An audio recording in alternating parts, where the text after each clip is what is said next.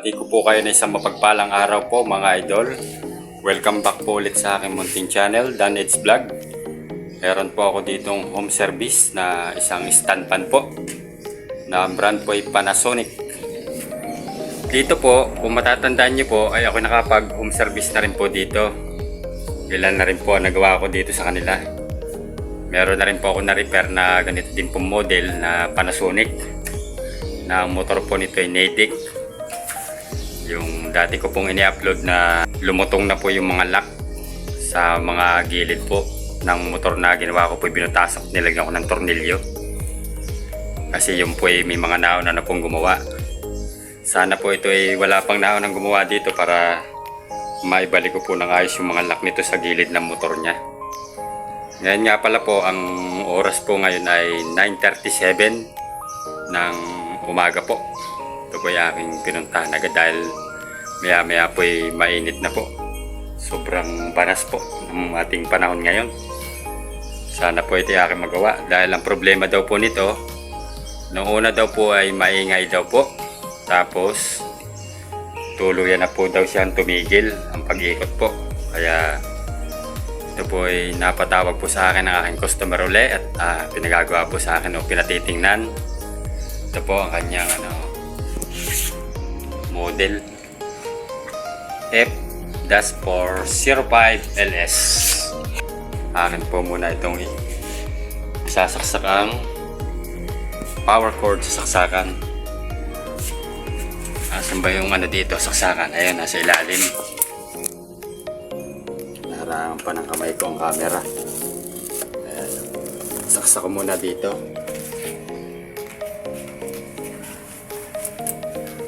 Tapos pindutin ko po dito sa number 1 nya.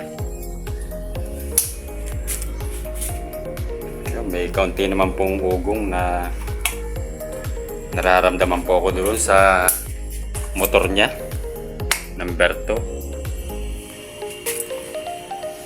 So, may ugong pa rin. Tapos number 3, yun, may ugong din po. Kaya nga hindi po umikot ang kanyang LC o kanyang blade. Akin muna po itong bubunutin at akin itong titingnan kung anong problema po nito. Ito muna po yung aking tatanggalin muna po ang tornilyo dito para matanggal ko po ito sa pagkakasuksok o kapit dito sa tubo nito na pababa. Ang unang gawin ko po dito, naibaba ko na po ito dito sa kanilang tiles o sahig, ay kalasin ko muna po itong oscillation knob. Ang pakalas po nito ay hindi po kagaya nung mga ibang pakalas ipahigpit po ang kailangan nito. Yan pa-clockwise po ang kalas. Dahil yung mga iba naman pong tornilyo ay pa-counterclockwise, ito pa ay pa-clockwise. Ito ang ganitong klase ng tornilyo nito. Tapos ito pong cover ng motor sa likod. Ayan, kakalasin din ito. Isang tornilyo. Ayan. Parang nagawa na rin ito. Tinalian na ng alambre naman ang gumawa nito. Ayan. Naka-capacitor ito UF ang nakalagay po. Ayan. Wala pang electrical tip itong isang ito dito sa linya ng capacitor niya. Ayan isa. Halos natatanggal na electrical tip. Sana iti magawa ko ito. Ang sunod ko pong gawin ay tanggalin ko muna po itong screen saka LC. Muna itong tataob titihaya. Tapos ari yung lock ng sa tabihan. Tapos saka natin tanggalin. Tapos to iba na rin ang panlock ng LC ng kanyang LC pan cap. Sa standard na po ito. Ayan,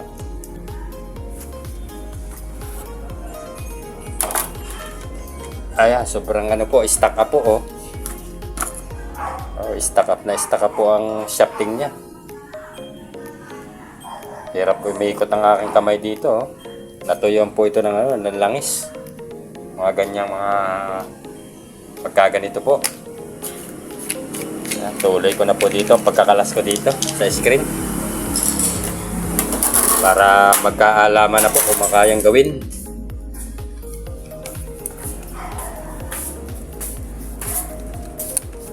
Tapos itong dalawang tornilyo sa cover po ng motor na pangharap.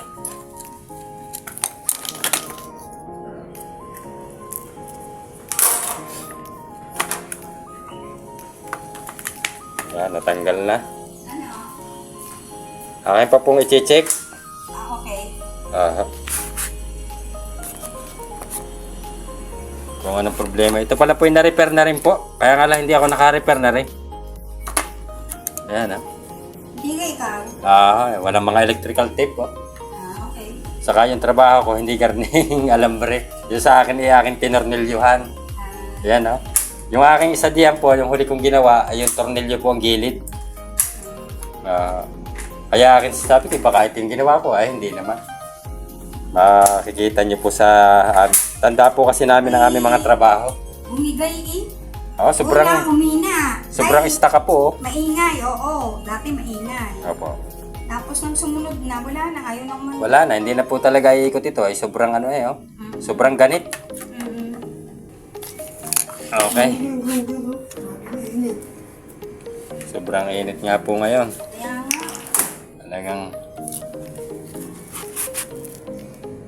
yan, nasunod ko pong gawin dito ay akin naman pong itetester kung may resistance po ako ditong masukatan o may reading pa ba siya, kung normal pa po ang kanyang reading dito sa isa power cord. Set ko muna sa times 10 yung aking tester. Set ko muna ito. Nagka buhol-buhol na itong wire ng aking test probe. Tingnan ko muna aking tester. Ano ng calibre ito. Yan, naka 0 ohms po. Tapos tusok ko po ang dalawang test probe dito sa power cord nya. Tapos pindutin ko po sa number 1. Yan, may reading po ang aking tester. Oh. Tapos number 2. Meron din. Kumana naman siya kung saan pumalo ng halos magkaano lang sila. Magkadikit. Yan, number 3. Meron din ha. Tapos excuse me, dito tayo naman dumako sa sa linya ng capacitor. Tester ko po ito. Ayun, meron din po. Sa ganito naman pong reading, para sa akin po, ito naman po yung normal na reading pa po.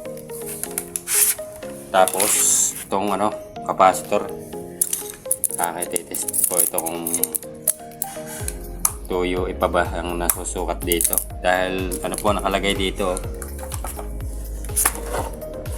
Yan, tuyo po ang kanyang capacitor. Set ko naman po sa times 1K.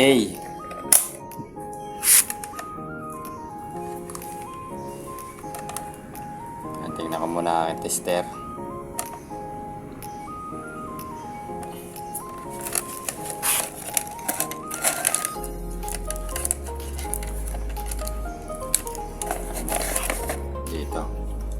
Tusok ko po dito ang dalawang test probe sa capacitor. Yun, may reading naman po dahil nasa capacitance. Yun, okay pa po capacitor.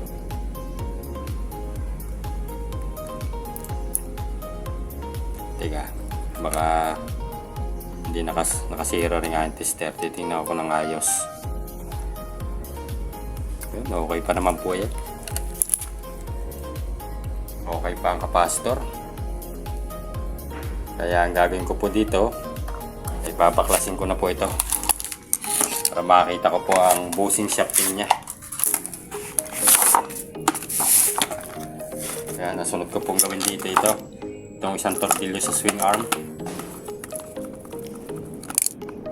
Huwag ko na basahan at maano ito, may grasa. Tapos ito po isang tornilyo sa liig.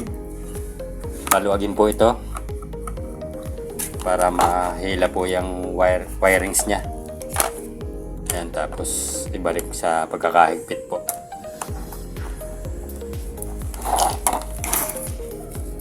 Ayan na. Tapos nasunod po ito namang asin ko muna itong capacitor. Ito para natin kakabit mamaya.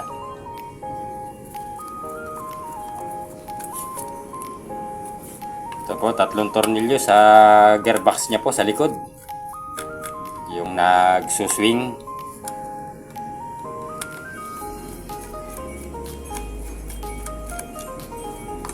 Iba na mga tornilyo nito ah.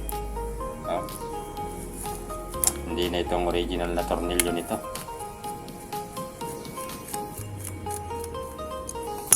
Napalitan na iba't ibang tornilyo ang ano nito. Hindi ganito ang dati nakakabit sa ganito, kaya ibubukod ko po ito.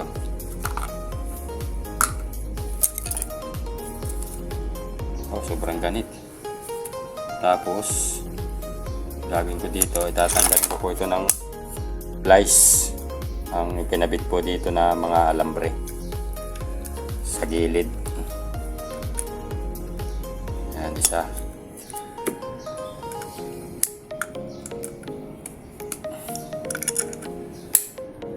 Ayan.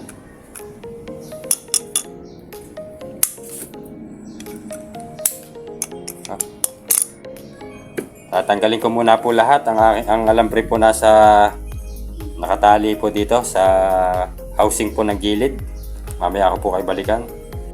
Balik po tayo sa akin pong nire-repair na Panasonic na Nidic. Yan o. May nakasulat po dito. Natanggal ko na po yung yung mga alambre o kawad sa dito. At sunod ko pong gawin ay lagyan ko po ito ng langis para pag ating hinila po pataas itong shafting ay ating mapaghiwalay dahil sobrang po nito, stack up. Ayan, kailangan ating mapihit muna ito bago natin sobrang ganit. Ito medyo lumwag-luwag na ng konti. Yan, kailangan lang isang ko muna po ito. Yan, para matanggal ko po ito.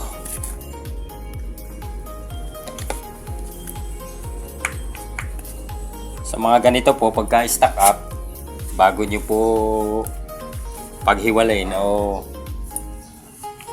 puklatin po yung housing na yan, kailangan po ay langisan nyo muna po. Dahil pagka po pinuwersa po natin ng napakaganit po yan, hindi nyo po matatanggal po yung shafting na yan. Tapos baka makasabit pa po ng mga windings sa loob. Nasubukan ko po ito. Ito muna yung aking alisin muna itong ito sa likod. Mamaya ko na ito yung kakabit. Yan, dito ang pag-una natin gagawin dito. Hanapin natin dito yung medyo nakakawang at doon lagyan po ng flat screw. Doon sungkitin para mailabas po ito. Yan o.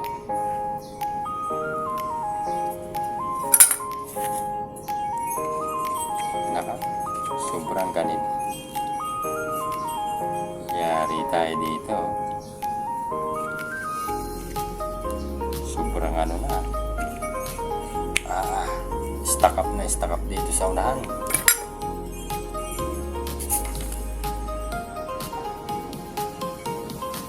Kaya ang gagawin ko po dito, tatanggalin ko po itong itong stopper para mailusot ko na po yan.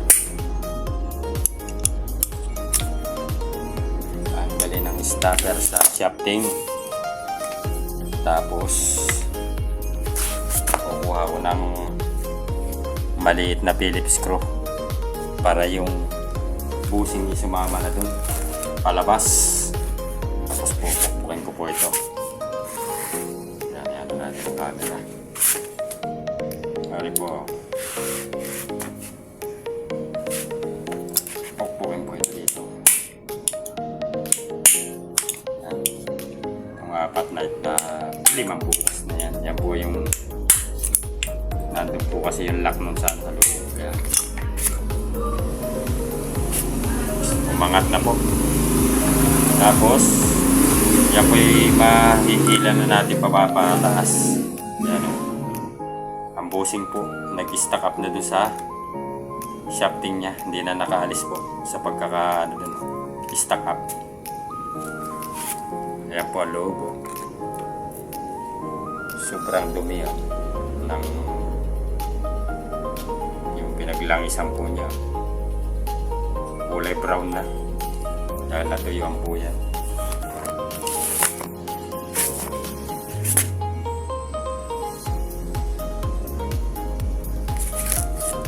Tapos ang sunod ko pong gawin, ito ko yung aking ng plies, ang bushing. Yan, tatanggal din siya. Tapos ito yung kanyang foam, matigas na ang foam, flower lock. Yan to. Tapos bisitahin ko po itong shafting na ito. Yan o. Subukan ko po ito mamaya pagka po ito aking, pero hindi naman po masyadong matalas o. Subukan ko po ito mamaya pagka tinaliha ko po ng pino. Kung siya ay hindi makalog sa bushing. So yan, ang gagawin ko muna po dito. Ito po yung aking lilinisin muna po yan. Pabrasin ko po yan. Tapos mamaya ko po kayo babalikan pagka nalinis ko po yan. Mamaya na lang pagka ako'y pinagpalit ng siguradong papalitan ay 2 bushing. Akin po ito lilinisin muna kung malilinis ko pa po ito at kung po pwede ko pa po ito ikabit itong shafting nito. Ito po yung nalinis ko na po ang ano nito. Yung loob po nito, nalinis ko na po ng bahagya yan. Yung mga sinabitan po dito sa loob po ng stator, ay akin pong niliha po yan dahil ito sumabit na po itong rotor. Kaya itiniliha ko rin po ang rotor dahil nagdumi na po ito. Itong loob po ng core nya. Ayan o. Ito akin din po niliha na 1,000. Tinanggal ko po yung mga groove. Ito pa rin po yung shafting na nakakabit po dito. Nilinis ko po ito ng 1,000 na liha. Tapos ang sunod ko na pong gawin dito ay aking papalitan na po ng bagong bushing. Ito po. Ito po yung tinanggal ko ditong isa kanina. Ayan o. Napaka ano na. May groove na po yan. Saka napakadumi na. Lalagay ko po ito sa gitna. Tapos lalagyan ko po ito ng ano, ng foam. Ito. Ayan. Tapos ito ay akin pong ano, lalangisan ang paikot po ng foam.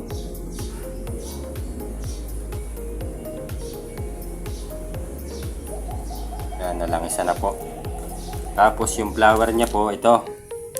Yung nakaipit po dun sa bushing. Ito po yung aking ano, medyo ibebend po ito ng papasok po itong mga tumutukod po ito sa bushing para hindi po siya gumalaw at magbago po, para hindi po magbago yung kanyang alignment pag naisintro po natin. Ito po yan, malalambot po itong ganitong flower lock. Kaya ang gawin ko na lang po dito ay dati po ang pagkakabit nito ganito, babalik na rin ko na lang po ito. Ayan, tapos iligay ko na po ito dito sa gitna. Itapat po dun sa mga lock po niya. Ating ipasok po ito. Ito po ay ilalagay po doon sa loob dahil may mga lock po yan dyan sa gilid. Yan po yan ating itutulak po yan para mag-lock po. Yung flower lock. Hindi nga lang po masyadong kita dahil lang yung ito po ay masyadong lubog po. Yan, habang ako po ay nagkakabit ng bushing nito, ay gusto ko muna po magpasalamat sa lahat po ng mga silent viewers, organic viewers. Maraming salamat po. Ganon din po sa aking mga kaibigan sa YT. Mga idol, mga brother, mga lods, mga ma'am or mga sir, maraming salamat po. Ganon din po sa mga bago pong napadpad sa aking pong munting channel o mga nanood po ng aking mga video. Ako po ay taos puso po nagpapasalamat po sa inyo pong lahat. Sana po ay patuloy nyo po rin suportahan po ang aking munting channel.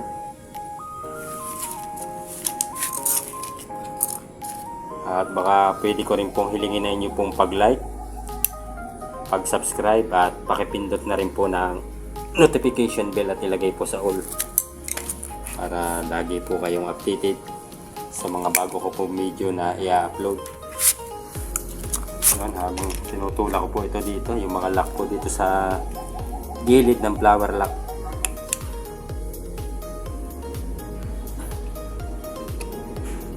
Ito po ay kinikilo.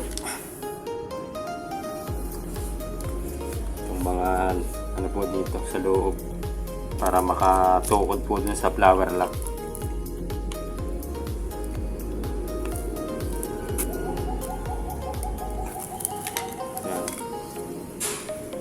Pasensya na po kahit hindi masyadong kita dahil ito po ay lubog po ito sangga ng aking kamay. Yan, akin po itong ayusin po ang pagkakalagay po ng flower lock na ito para hindi po matanggal. Tinutulak ko po ito pababa para hindi po siya kumalas.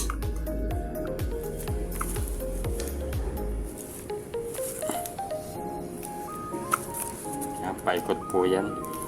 5 po yung kinikilo dito. Yan, akin pong ilalapit yan. Yan yung po mga kinilo ko. Ito sa mga gilid po.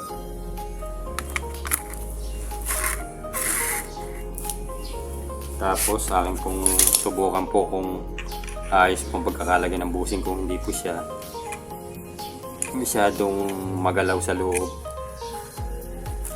Po sinintro sa gitna. Anahin po ng kamay. Yan, okay naman po. Maganda ang pagkakakabit po ng busing. Tapos ito pong itong panlikod po na housing, ganun din po ang gagawin ko dito. Tapos hindi ko na po ipapakita ang pagpapalit po nito, balikan ko na lang po kayo mamaya. Tapos na po magpalit din po ng panlikod po na housing. Napalitan ko na rin po ng isang busing. Ayan na po, naging 2 na po yung napalitan ko po. Ayan, ang sunod ko na pong gawin dito, simbolin ko na po ito. Una pong gawin ko, ilalagyan ko muna rin po itong loob, itong busing na ito. Lagyan po natin na nakabang na langis po doon. Tapos ganun din po rin pang likod. Lalagyan ko na po yung pangharap. Ayan. Tapos ang sunod na gawin, ito namang aking shafting na may rotor na ubos na po yung dito, yung kanyang nakalagay po ditong spacer. Dadagdagan ko muna po nito kaya maluwag ito. Ito kaya isang ito, baka ito nagkulang na. Dadagdagan ko po ng isang makapal-kapal po ito na spacer. Yan. Tapos akin po lagyan ng langis ito, itong shafting. Ganun din na rin likod. Itong likod nito lagyan ko po na isang manipis. Subukan ko po ito kung okay na ito. Tapos, ang pagkapasok po nito, ganito lang sa gitna. Yan, nilagay po ito. Yan, tapos itong shafting ng likod, lagyan ng langis. Tapos ito, ayusin ang wirings ng pagkakapasok. Tapos itapat yung, may mga butas na po ito.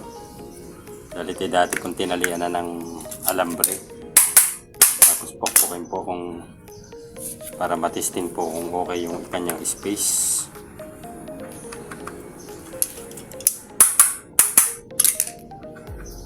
Saka para ma-align po.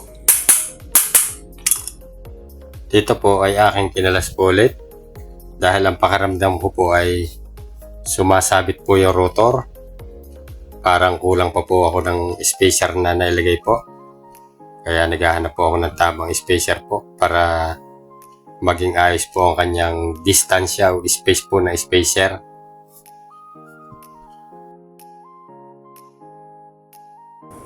Hindi na po ito ang original na shafting nito. Napalitan na rin po ng shafting.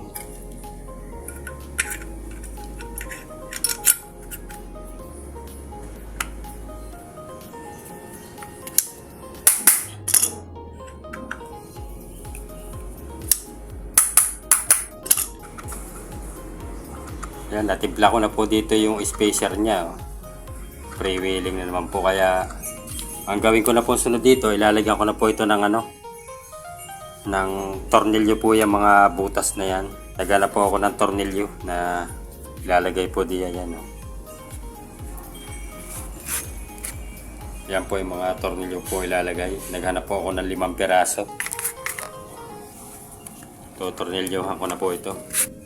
Bale, ang naging tornilyo po nito, 1, 2, 3, 4, 5. 5 tornilyo po yan. Tapos, ang sunod ko na pong gawin dito, ay balik ko na po itong stopper ng LC. Ang mahalaga naman yung lang yung LC, lumapat. Tapos, ang sunod ko pong gawin ay tornilyohan ko na po itong gearbox niya.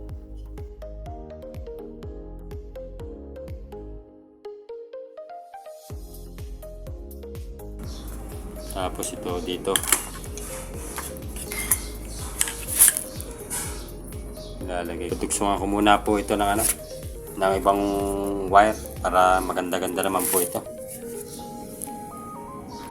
Naikabit ko na po yung yung capacitor niya. Pasensya na po kahit hindi ko na po ipinakita. Saka yung pong nakalagay po ditong block na ito na pinaglalagyan po ng wirings niya, na ibalik ko na rin po. Ayan o. Iniba ko na po ang wirings nito. Galtan ko po na ibang wirings. Ayan, nilagyan ko po na electrical tape yung dugsungan. Tapos yung capacitor ay may tube. Ayan, tapos ang sunod ko na pong gawin, kaya akin na pong i-assemble na po ito. Madumi ko pala ito, kaya mapunasan ito ng konti. Ayan, yung mga tumulo ng langis.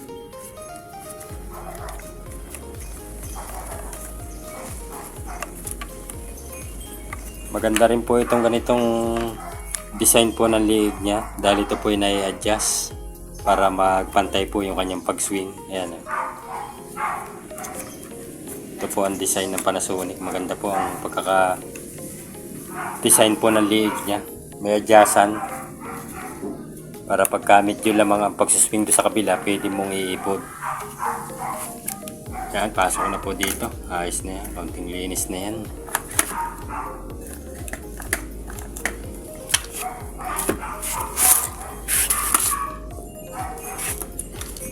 Palalulugan muna po itong tornilyo dito sa may liig para may pasok ko po ito ng ayos. Yan, tinulak po yun, tinulak ko ng konti, tapos ang wiring sa ayusin, punasan ulit ng konti.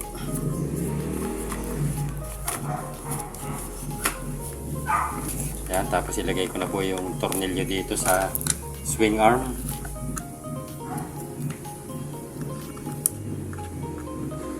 Medyo natagalan po ako dito paggagawa nito. Tanghali na po ngayon.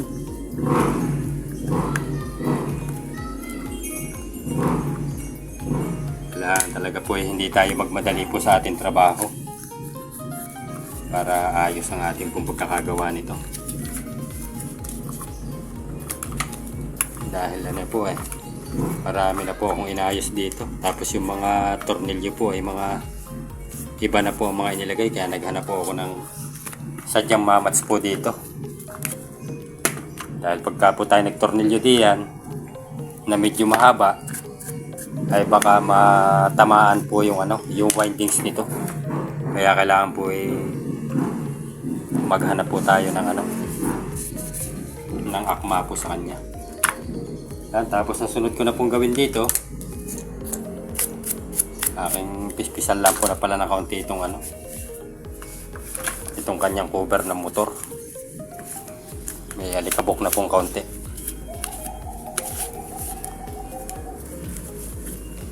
Aking brasin po ng kaunti para kahit yung alikabok ay matanggal.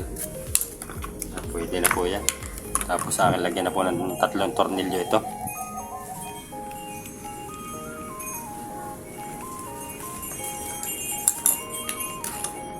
Yan, naghanap pa rin po ako ng tornilyo dito sa unahan dahil kulang na po nagkulang na mga tornilyo, kaya napahanap tuloy po ako, kaya natagalan din po ako ng pag-aasimbol po nito.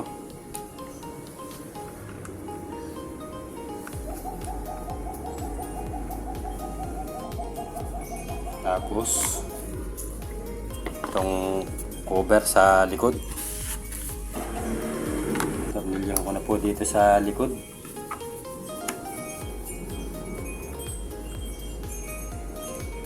Okay, tapos ibalik ko na po itong niya, oscillation knob.